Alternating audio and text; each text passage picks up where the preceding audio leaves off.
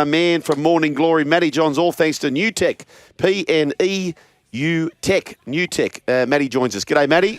Hello, Sugar, Fletch, Tourist. Boys, what's going on? I'm bathing in the glory. Oh, Peppity step, Brian. Peppity step. Yeah, it was one of the great tips. It's the greatest tip. So it is, and I just wish I had more on it. Unfortunately. Do you know what? When you just get the hot hand, fellas. Yep.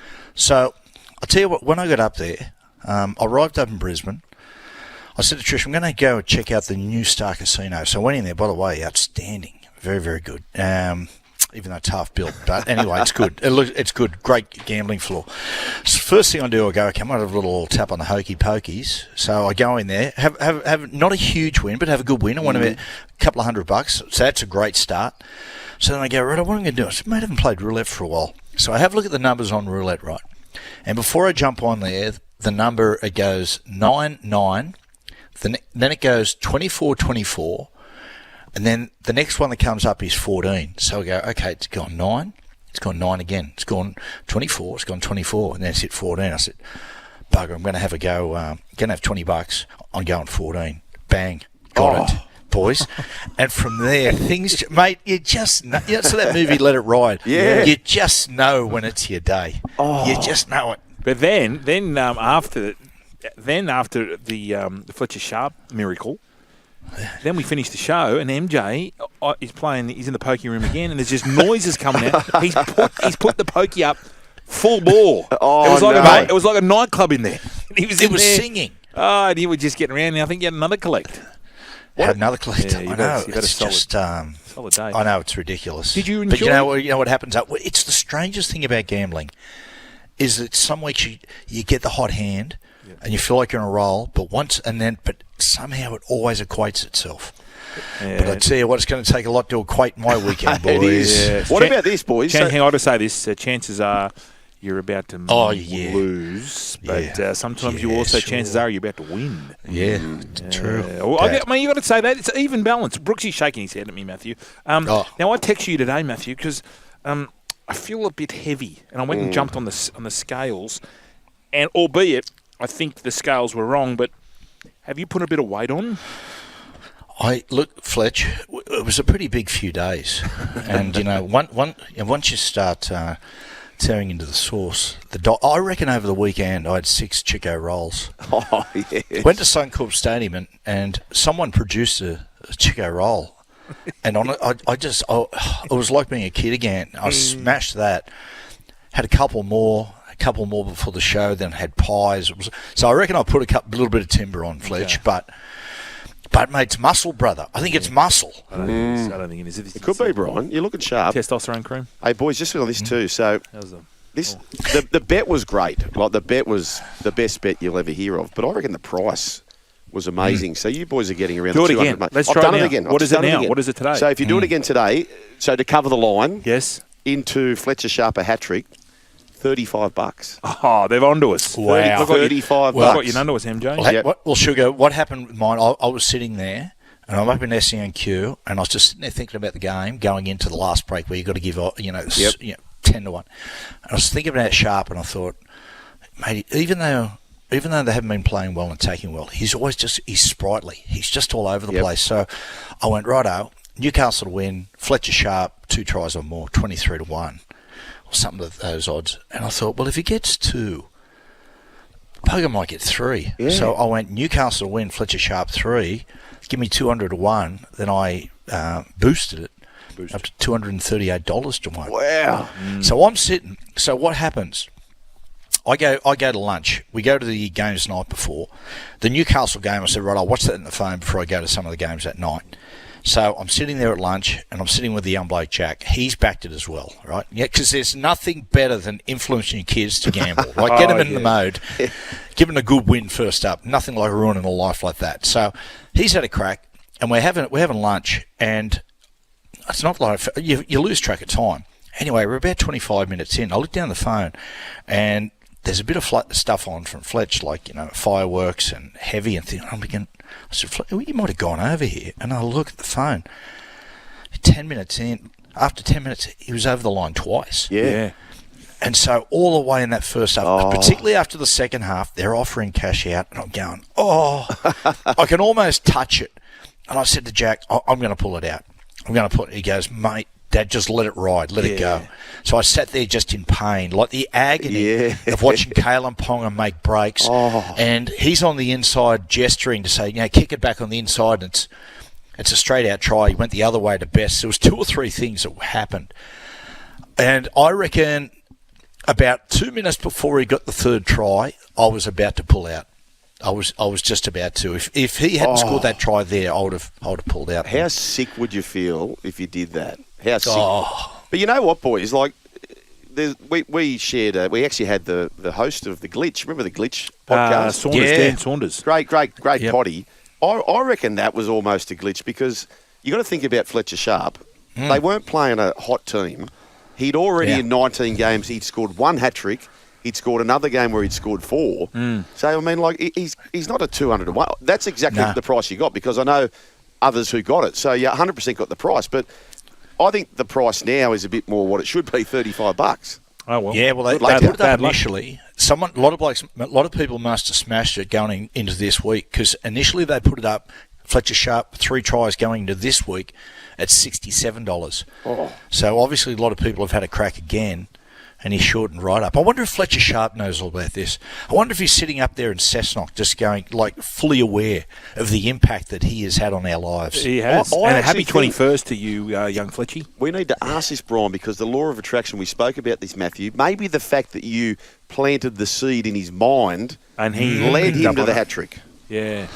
Maybe. Who could we do that with this week? Let's do. What I'd like to do it with is my man, Baby Feet for more. I need him for 3. They're due. I love they're due, aren't they? The Gold Coast. Every single week I look at the Gold Coast and I think to myself, the talent that exists in our football side, honestly, and the David Fafita situation, he's not named again, I don't suppose, because he went down to the Queensland Cup and apparently didn't fire a shot. The Roosters have dodged a bullet there, Fletch. Oh, haven't they? What? Well, they got they were going to spear Angus for Fafita. Oh, that's right. Just on the Roosters, Matty, would you welcome back Dom Young with open arms to the Knights? Not a doubt. Yeah. Not a doubt. Straight away with open arms. Yeah. There's Newcastle be keen. I'm hearing whispers that there'll be some European rugby clubs interested. That's what I've heard. Possibly some English rugby clubs as well. So I think if he was to switch codes, I reckon if he switches codes, I think he'll go home.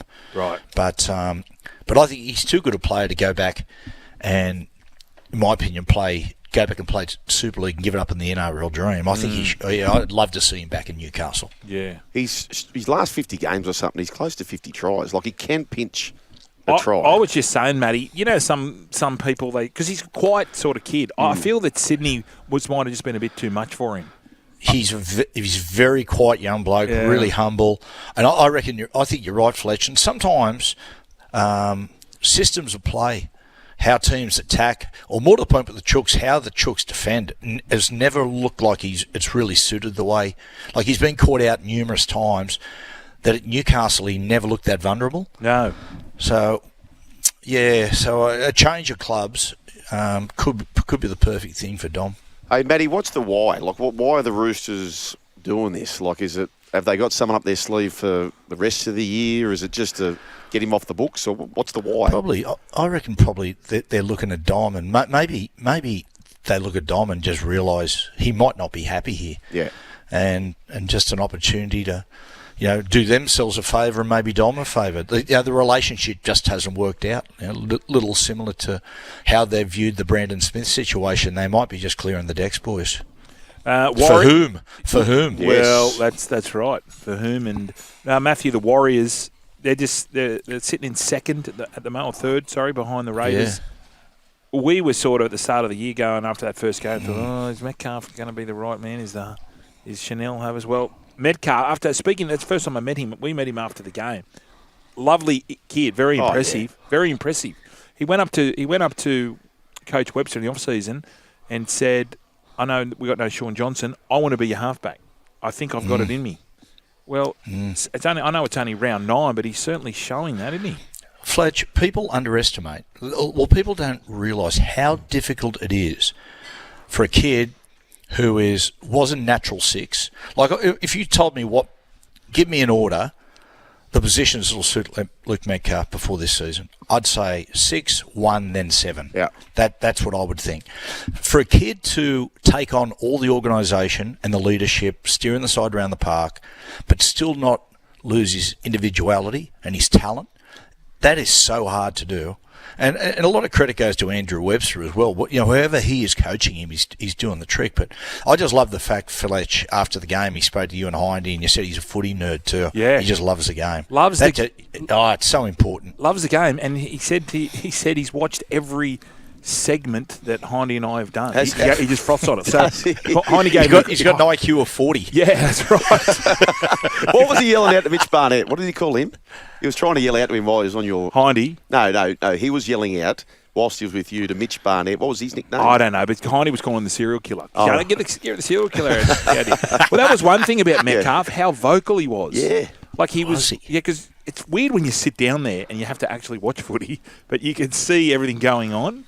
He had a knack of sort of getting up his players, but also doing it in a way that your man Dale Carnegie would love. Oh, how to win friends and influence people. So he wasn't really abusing them. No, he was screaming, but sort of also giving them a little bit of. I don't know. It was whatever he's doing, it's working. What about Andrew Webster? Like, when you think about the tasks he's had, you lose Adam Fanua-Blake, you lose Sean Johnson, and one that's not spoken about much, Matty, Tohu Harris. Like, what a job he's done. Done a great job. Been fantastic. It's boy, oh boy. Sometimes, boys, there's just competitions which, for whatever reason, it might be just a little adjustment in the rucks or whatever that just turns the competition on its head. I think this could be one of these years. I was sitting there looking at the moment. So you got the Dogs, you got the Raiders, and you got the Warriors, all flying there. And you go back to seasons like, there's some seasons where teams burst out of nowhere and win a comp. So the Panthers in 2003, man, a lot of people picking them for the wooden spoon, but they were a young team. They were a fast team, and they played with a point of difference, a unique style. Tigers in 05. Now, Tigers going to 05, that grand final just shows you how the game changed. Out of nowhere, the grand final that year was Tigers versus Cowboys in 2005. What they did after that year, 2005 was such a great year for the game, and the Tigers playing a lot of that sideline to sideline. Of course, the Cowboys are a really exciting side. What happened in that the next season? A lot of the coaches went to the league and they demanded the defensive side get some rights back, and then after that, the more defensive, minded teams dominated for a number of years. But this, just looking at this season, it's a really unusual year. This young Raiders side, watching them play, this young crop of Raiders is the best one since the late 80s. And it's really funny. Sometimes you look at things, boys, and if you watch closely, there's just a little hint of what's to come. And I was talking to a bloke about this today. We're chatting away. And if you look at how the game changed, in the mid-'80s, it was dominated by the Dogs of War. It was a 5-metre rule, and they just completely dominated. The Dogs just brutalised the competition. So much so that in 83, the highest, the leading try scorer was Phil Blake with 27 tries. Blakey was the leading try scorer again in 86 with 13 tries. Oh, wow. And then 87, what they decided to do, they realised after the tryless grand final of 86, Quayle and Arthurson said it, to the referees, pull them apart, closer to 10 than 5. That next grand final, what happened? It was Canberra up against Manly, 2 attack-minded sides, and Manly won. Now, if you have a look at full time in the 87 grand final, right, here's a little hint of what's to come, because the general belief in 87 was that the Raiders had burst out of nowhere and basically surprised everyone, but it was going to be a one-off. Now, in the 87 grand final, the Manly side are holding up the trophy, and the camera pans to all the Canberra players sitting on the ground and that crestfallen, and standing in the background are just 3 fresh-faced blokes who were spectators that day in the stands. They were in the kit, but they never got on. He just had them on the bench for experience, Wayne and Don Ferner. And then it's Lazo, Bradley Clyde, and Laurie Daly. The three of them are standing there, and those three blokes, of course, basically dominated the next decade and led that Green Machine era. There are so many little similarities you're seeing with this Raiders side, the crop of young guys coming through, and the big one, the understanding of the side, the way that they know the rules have gone, and the adjustment in their football. They're so fast, they've all got great footwork, they play really up-tempo stuff, and they play, importantly, like I was saying with those other sides who win comps out of nowhere, they play with a unique style of play. And they're so good to watch. I was thinking about the Melbourne Storm. Like, people think they got one sort of foot into the grand final, but they don't want to meet a Canberra in a prelim. And Matty, just before we go, we're sort of talking about this off air. Away from the absolute tap-ins for the New South Wales team, who must we pick? There's reports Spencer Lenu's a lock for Origin. He's absolutely on the locked bench in. or starting? Well, they're just saying that he'll be in the 17, which says to you, okay, well, he'll be a bench player. Well, you got Barnett, you've already got Payne Haas. So where's Terrell May, right? So who's an absolute must, Matty? Well, look, there's really obvious ones. I mean, you've got Haas, Crichton, you've got Crichton. On Stephen. Yeah, Crichton, Angus Crichton, what he did last year. You've got, of course, you've got Cleary, and I think if Moses continues to play, I think it'll be Moses rather than Luai. It's just a gut feel. But and Isaiah Yeo. There's a couple of really tough ones for Laurie. One of which is the fullback position, although I think it'll be Dylan Edwards. If Dylan Edwards is fit and plays well like he did in the weekend, the next couple of weeks, I'm sure it'll be Dylan. The other one is with Jake. Now, generally, a lot of people at the moment there's a lot of noise starting to go around that Jake's lost his upfield punch and he won't be picked. But I'll tell you, mate, with Jake, it's a lot of the stuff that he doesn't do on the field. It's how he binds the playing group together. He's proven himself in the past to be a really important guy for that playing group. You know, and I know it's sad because there's a lot of guys in his position, those middle forwards. Given the fact, Payne Haas and Terrell May, and you've got Spencer charged on the ball, and you've got Isaiah Yeo and all those things, it's easy to look and say there's no spot for Jake, but it's what he brings to the squad away like off the field, which is really important. In it, Fletch, like going into Origin camp, the dynamic off the field and the week you have off the field is really important. The only thing I have with him, and Madge used him, he only played. Remember, he was playing 12 minutes, 14 minutes, and not getting back on.